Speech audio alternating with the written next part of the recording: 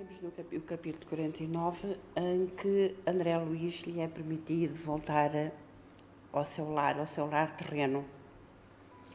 E é muito interessante que no capítulo anterior, quando lhe foi dito que ele podia vir à Terra, ele teve a preocupação, o seu pensamento foi para as câmaras de retificação, onde ele já fazia um trabalho amoroso e de muita responsabilidade. Portanto, ele já não vinha de costas voltadas para o seu trabalho, ele já veio porque lhe foi dito que merecia essa vinda. É como se ele tivesse, ou seja, ele tinha direito ao bónus hora que ele foi adquirindo ao longo do seu aprendizado. Então, vamos ver o que é que se passou neste regresso a casa. Eu peço desculpa porque estou com um bocadinho de tosse, é natural que de vez em quando tenha que interromper para beber um pouquinho de água. Então, imitando a criança que se conduz pelos passos dos benfeitores, cheguei à minha cidade, com a sensação indescritível do viajante que torna ao berço natal depois de longa ausência.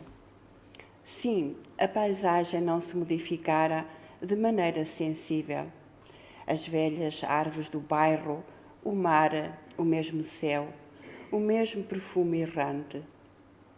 Embriagado de alegria, não mais notei a expressão fisionómica da senhora Laura, que denunciava extrema preocupação e despedia-se da pequena caravana que seguiria adiante. Clarencio abraçou-me e falou: "Você tem uma semana ao seu dispor. Passarei aqui diariamente para revê-lo, atenta aos cuidados que devo consagrar aos problemas da reencarnação de nossa irmã. Se quiser ir a nosso lar, aproveitará minha companhia. Passe bem, André." Último adeus à dedicada mãe de Lísias, e me vi só, respirando o ar de outros tempos, a longos haustos. Não me demorei a examinar pormenores. Atravessei celeremente algumas ruas a caminho de casa. O coração me batia descompassado à medida que me aproximava do grande portão de entrada. O vento, como outrora, sussurrava carícias no arvoredo do pequeno parque. Desabrochavam azaleas e rosas, saudando a luz primaveril. Em frente ao pórtico, ostentava-se garbosa palmeira que com Zélia eu havia plantado no primeiro aniversário de casamento. Ébrio de felicidade, avancei para o interior. Tudo, porém, denotava diferenças enormes. Onde estariam os velhos móveis de jacarandá? E o grande retrato onde, com a esposa e os filhinhos, formávamos gracioso grupo? Alguma coisa me oprimia ansiosamente. Que teria acontecido? Comecei a cambalear de emoção. Dirigi-me à sala de jantar, onde vi a filhinha mais nova, transformada em jovem casadora. E quase no mesmo instante vi Zélia, que saía do quarto, acompanhando um cavalheiro que me pareceu médico à primeira vista. Gritei minha alegria com toda a força dos pulmões, mas as palavras pareciam reboar pela casa sem atingir os ouvidos dos circunstantes. Compreendi a situação e calei-me desapontado. Abracei-me à companheira com o carinho da minha saudade imensa, mas Zélia parecia totalmente insensível ao meu gesto de amor. Muito atenta, perguntou ao cavalheiro alguma coisa que não pude compreender de pronto. O interlocutor, baixando a voz, respondeu respeitoso: "Só amanhã poderei diagnosticar seguramente, porque a pneumonia se apresenta muito complicada em virtude da hipertensão. Todo cuidado é pouco. O Dr. Ernesto reclama absoluto repouso. Quem seria aquele Dr. Ernesto? Pensou André Luiz.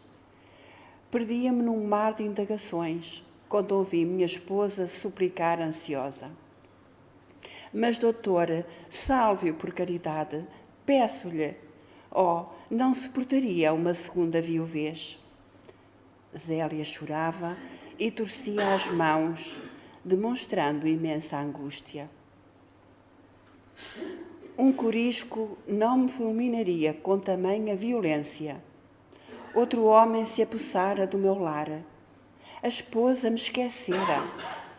A casa não mais me pertencia. Valia a pena de ter esperado tanto para colher semelhantes desilusões?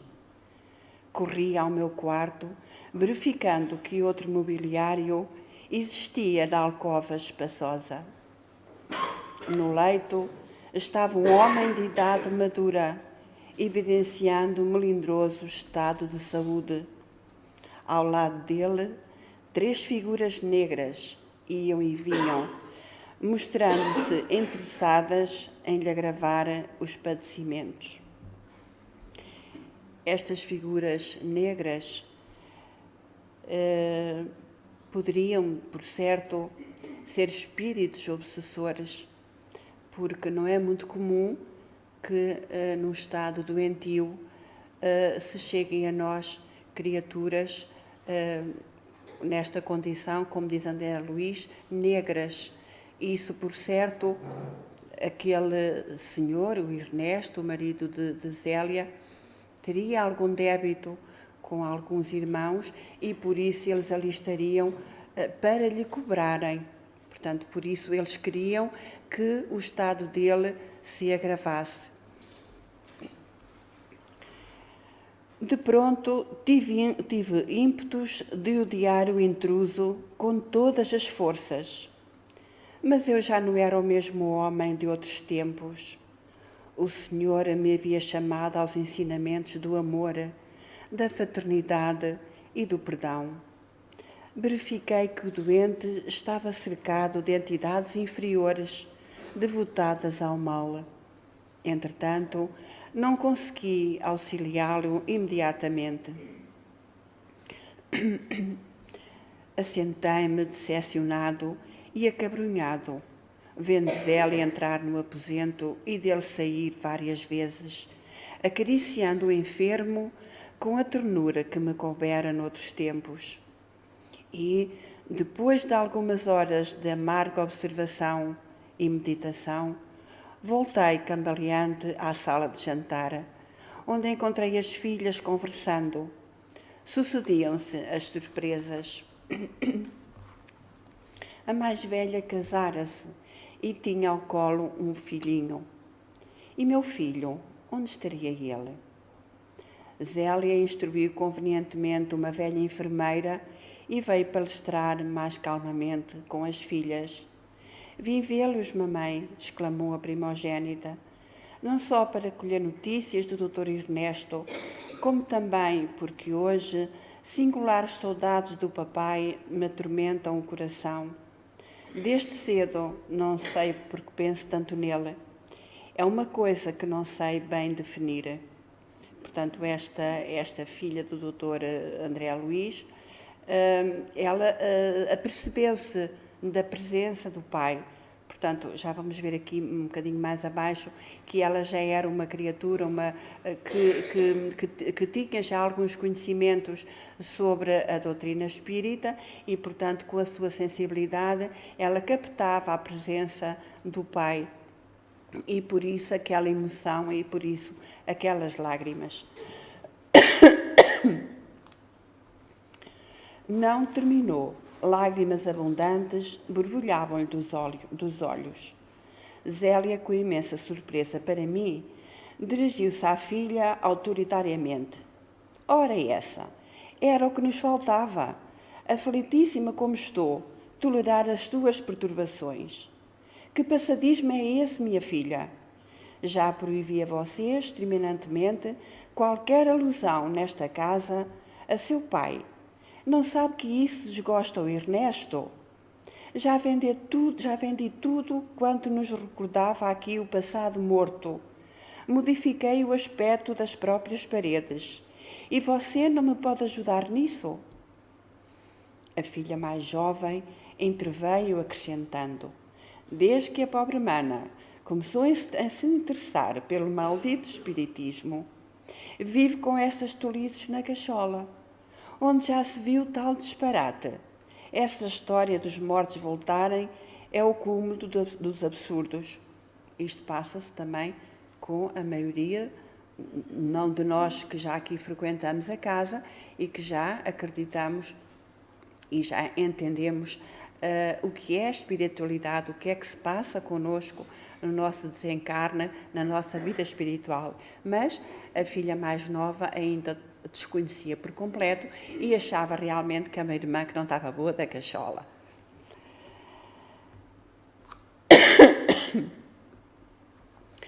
A outra, embora continuasse chorando, falou com dificuldade.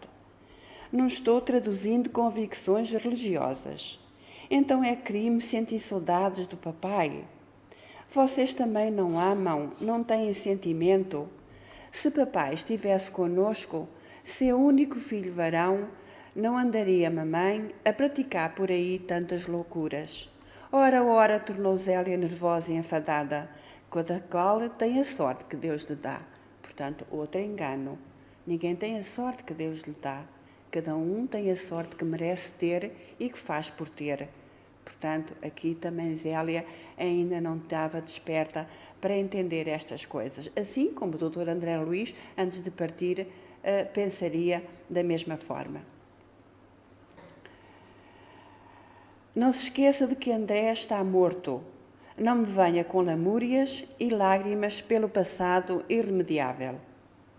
Aproximei-me da filha chorosa e estanquei-lhe o pranto, murmurando palavras de encorajamento e consolação, que ela não registrou auditivamente, mas subjetivamente, sob a feição de pensamentos confortadores.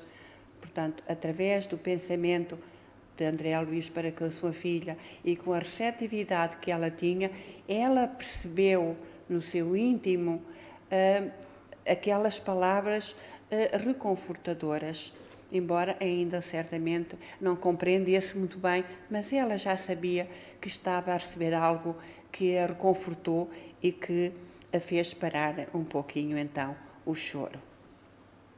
Afinal, via-me em face de singular conjuntura. Compreendia agora o motivo pelo qual meus verdadeiros amigos haviam procrastinado tanto o meu retorno ao lado terreno. Portanto, aqui esta palavra esquisita, procrastinado, deve ser por eles lhe terem adiado. Eles estavam constantemente a adiar-lhe quando ele tinha nos seus pensamentos o desejo dos familiares, e eles iam sempre dizendo qualquer coisa de forma a que ele se acalmasse, a que tivesse paciência para realmente ir na altura certa. Angústias e decepções sucediam-se de tropel. Minha casa pareceu-me então um património que os ladrões e os vermes haviam transformado. Nem haveres, nem títulos, nem afetos. Somente uma filha ali estava de sentinela ao meu velho e sincero amor. Nem os longos anos de sofrimento. Tomem atenção aqui a esta frase, a este parágrafo. Nem os longos anos de sofrimento nos primeiros dias de além-túmulo me haviam proporcionado lágrimas tão amargas. Chegou a noite e voltou o dia, encontrando-me na mesma situação de perplexidade, a ouvir conceitos e a surpreender atitudes que nunca poderia ter suspeitado. À tardinha, Clarencio passou, oferecendo-me cordial da sua palavra amiga e reta. Percebendo meu abatimento, disse solícito: compreendo suas mágoas e rejubilo-me pela ótima oportunidade deste testemunho. Não tenho diretrizes novas. Qualquer conselho da minha parte, portanto, seria intempestivo. Apenas, meu caro, não posso esquecer que aquela recomendação de Jesus para que amemos a Deus sobre todas as coisas e ao próximo como a nós mesmos, opera sempre, quando de seguida, verdadeiros milagres de felicidade e compreensão em nossos caminhos. Agradeci, sensibilizado, e pedi que me não desamparasse com o necessário auxílio. Clarencio sorriu e despediu-se. Então, em face da realidade, absolutamente só no testemunho, comecei a ponderar o alcance da recomendação evangélica e refleti com mais serenidade. Afinal de contas, por que condenar o procedimento de Zélia? E se fosse eu o viúvo na terra? Teria acaso suportado a prolongada solidão? Não teria recorrido a 1000 pretextos para justificar novo consórcio? E o pobre enfermo? Como e por que odiá-lo? Não era também meu irmão na casa de nosso pai?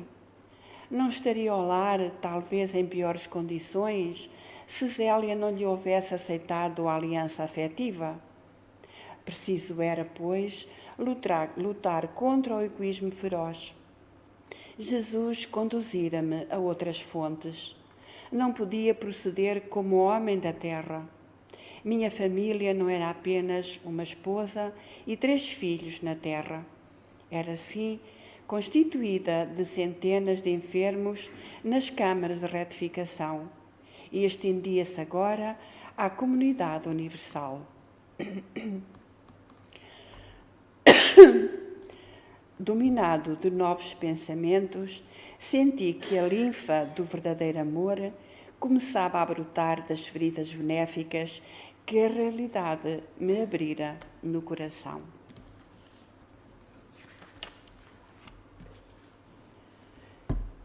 Então, neste capítulo, André Luiz realizou o seu desejo, o seu sonho, e foi autorizado a visitar a sua família terrena.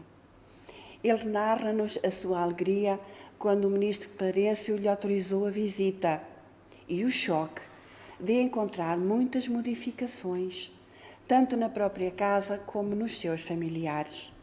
Repara que os móveis não são os mesmos de outrora, os filhos cresceram e que Zélia tem outro companheiro.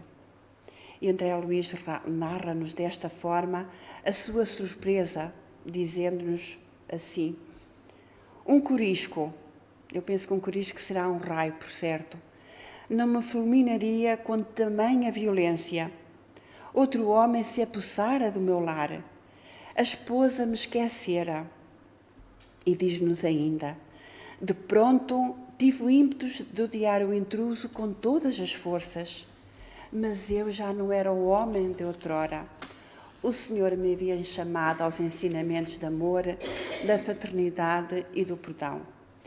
E realmente André Luiz, desde que foi resgatado e despertou a sua consciência, quando foi resgatado do umbral por o ministro Clarencio, ele fez um percurso enorme de aprendizado. Ele confrontou-se várias vezes com determinados sentimentos, nomeadamente com o remorso, quando encontrou, já, portanto, na pátria espiritual, é claro, Silveira e Elisa. Silveira, como se devem lembrar, foi aquele personagem que, na Terra, pediu auxílio ao pai de André Luiz, que o ajudasse nos seus problemas financeiros, ao qual o pai de André Luiz recusou e que André Luiz ajudou a que o pai realmente mantivesse aquela atitude de não prestar a ajuda que estava a ser solicitada.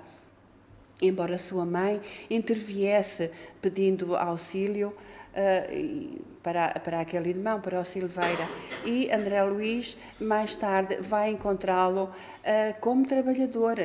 Silveira era um samaritano quando André Luiz o viu na pátria espiritual. E Elisa tinha sido empregada do seu lar, com quem André Luiz tinha tido não se pode dizer um caso, mas enfim, aquelas coisas de jovens e sobretudo dele como uma pessoa de bem, tendo uma pessoa que também, até certo ponto, lhe foi fácil e, portanto, houve um envolvimento da qual André Luiz se arrependia nesta altura amargamente. Portanto, ele passou por várias situações em que ele achou que tinha tido procedimentos incorretos na terra e tenta de alguma forma também resgatar-se desses conflitos que originou e fez então realmente esse aprendizado, mostrando a sua humildade, querendo ajudar, portanto querendo ser útil a quem ele tinha de uma certa forma prejudicado. E André Luiz aprendeu imenso, evoluiu imenso nas câmaras de retificação. Ele aprendeu com todos, aprendeu com Lísias, sobretudo, que o levou ao seu lar a conhecer Dona Laura e suas irmãs, a quem a Dona Laura, amorosa como era, sempre disposta a esclarecer André Luiz nas suas curiosidades, e que eram imensas, porque André Luiz queria absorver e queria aprender tudo. E houve outros intervenientes na vida de André Luiz, mas estes são os principais, digamos assim, do livro Nosso Lar, e por isso eu só citei estes dois. André Luiz tornou-se diferente, como dizia, absorvendo todos os ensinamentos prestados, e por isso ele nos diz que o Senhor o havia chamado aos ensinamentos do amor e da fraternidade e do perdão. André Luiz já não era capaz de odiar. Lembra-se do conselho de Clarencio, quando naquela aflição, quando vê que realmente tudo se tinha alterado na sua casa, e ele se lembra do conselho de Clarencio, quando lhe diz, quando lhe narra a recomendação de Jesus: amemos a Deus sobre todas as coisas e ao próximo como a nós mesmos.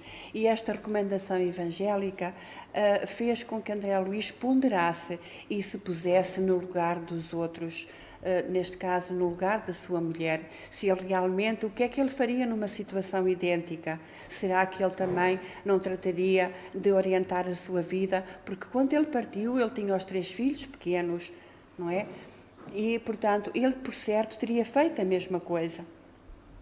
E então, mas mesmo assim, com todos estes pormenores que aqui eu vos narro, não foi fácil para André Luiz aceitar toda esta situação. E nós, no capítulo 50, vamos ver do que é que ele se vai munir, digamos assim, para conseguir enfrentar estas dificuldades. Porque apesar do trajeto evolutivo que ele fez, ainda lhe foi muito difícil aceitar esta situação.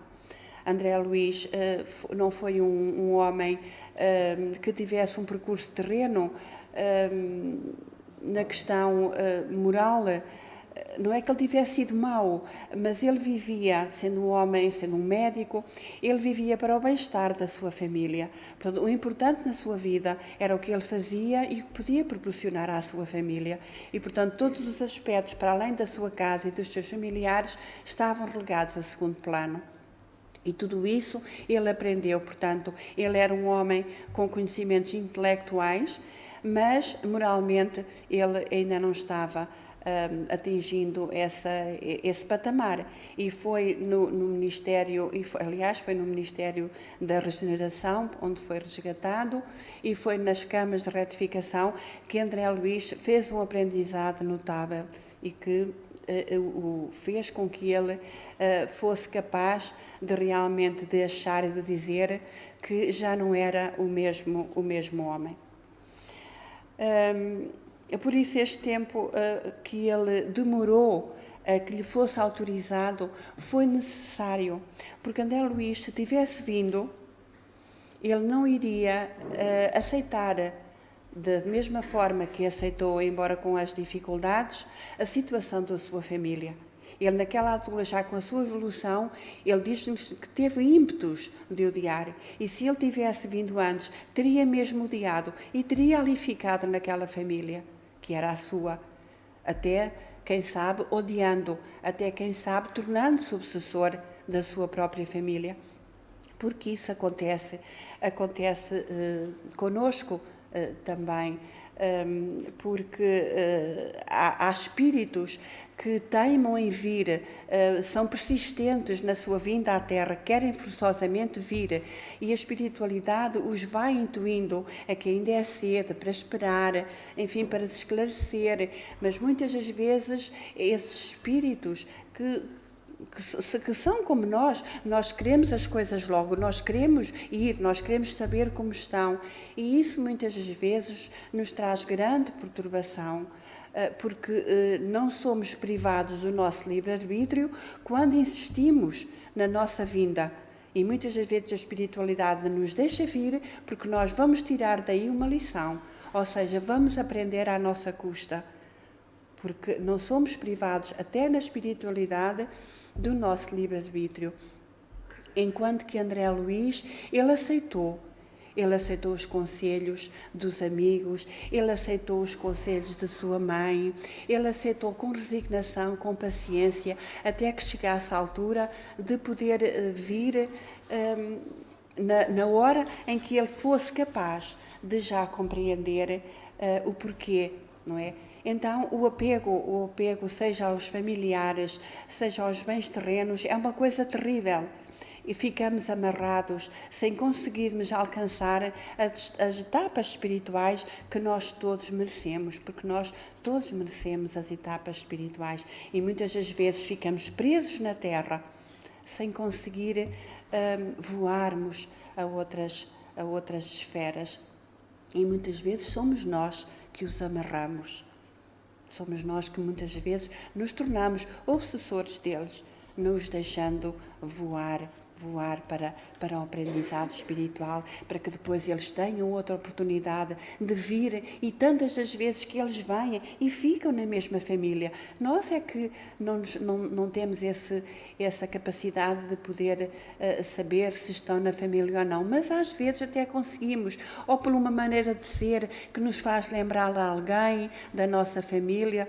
Olha, até parece o pai ou a minha mãe é que tinha este jeito, este trajeito de falar ou de dizer. Muitas das vezes isso acontece porque as famílias amorosas, com laços de amor profundo, têm vontade, e Deus permite que se reúnam de novo para continuarem a sua ascensão espiritual, para continuarem renovando os laços de amor.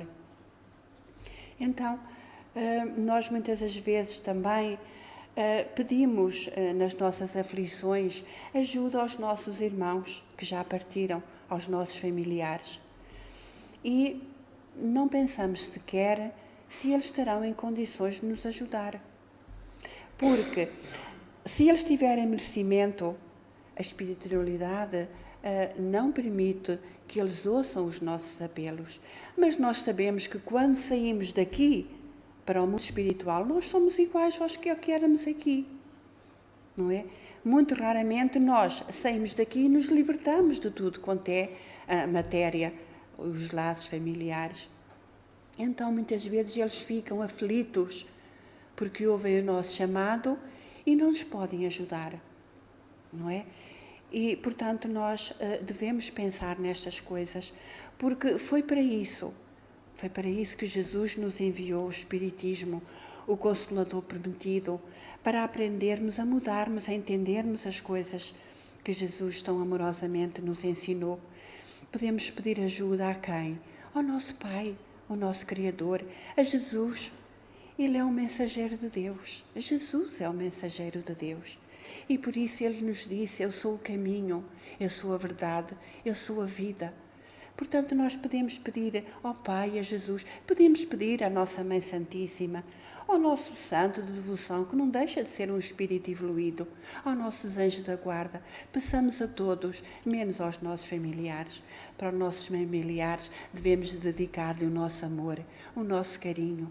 Dizer-lhe para ir, vai daqui a pouquinho eu também vou, porque o Pai te quer aí, assim como vai querer aí a nós que aqui ficávamos, ou que aqui ficamos, porque o Pai quer-nos de volta, para depois nos voltar de novo, evoluídos, capazes de ascender de novo a outros voos, de se passarmos por outras situações de menos sofrimento na terra.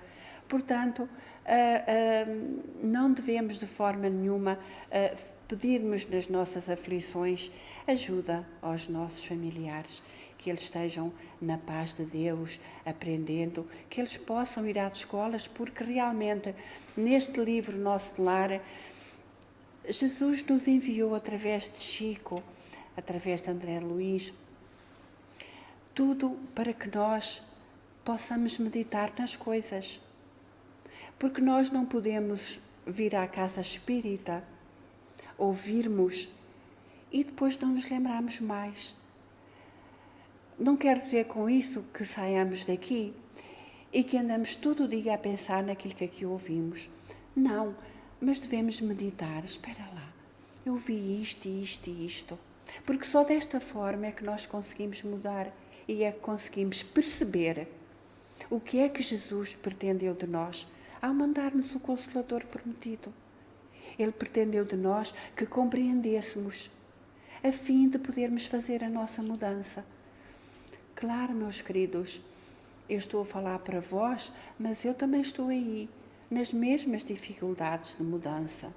Também todos estamos tão parecidos uns com os outros, muito parecidos. Teremos uns e outros que não será o meu caso, um degrau mais acima, mas serão muito poucos.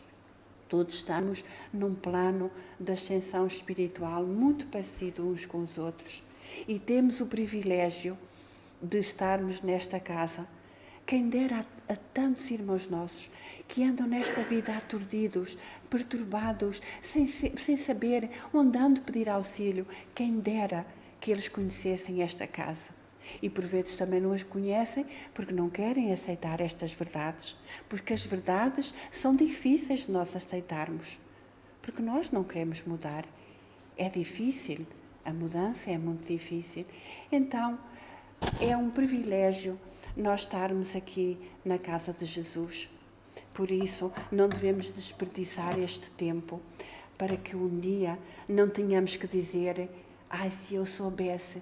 É que nós já não podemos dizer isso, porque nós já sabemos. Nós, aquilo que nós temos aprendido na casa espírita até os dias de hoje, se nós fôssemos capazes de já pôr isso em prática, nós já tínhamos dado um salto enorme. Só que os nossos pés têm correntes tão pesadas que é tão difícil nós caminharmos. Mas nós vamos lá. Disso não tenhamos a menor dúvida. Mesmo puxando as correntes, nós vamos caminhando.